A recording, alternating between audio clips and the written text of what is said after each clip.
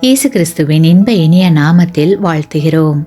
இன்றைய வேத வசனம், உன் சந்ததி இவ்வளவாய் இருக்கும் என்று சொல்லப்பட்டபடியே தான் அநேக ஜாதிகளுக்கு தகப்பனாவதை நம்புகிறதற்கு ஏதுவில்லாதிருந்தும் அதை நம்பிக்கையோடே விசுவாசித்தான். ரோமர் 4:18. Today's Bible verse. Who contrary to hope, in hope believed, so that he became the father of many nations, according to what was spoken, so shall your descendants be.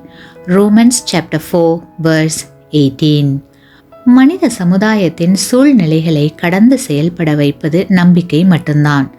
நம்பிக்கை உள்ளவனோடு காற்றும் கைகுலுக்கும். நிச்சயமாகவே முடிவு உண்டு. உன் நம்பிக்கை வீண் போகாது என்று வேதம் நமக்கு தெள்ள தெளிவாக கூறியிருக்கிறது.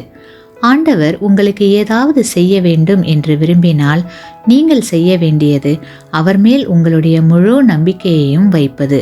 அது மட்டுமல்ல, நம்பிக்கை வைத்து அவருடைய நேரத்திற்காக பொறுமையோடு காத்திருப்பது.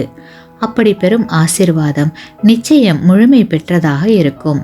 மேலும் உங்களுடைய வாழ்க்கையில் வியத்தகு மாற்றத்தை காண்பீர்கள்.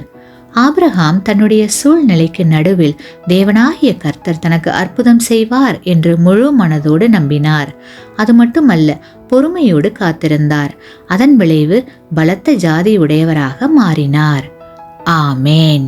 நீங்கள் பெற்ற இந்த ஆசீர்வாதத்தை மற்றவர்களோடு பகிர்ந்து கொள்ளுங்கள்.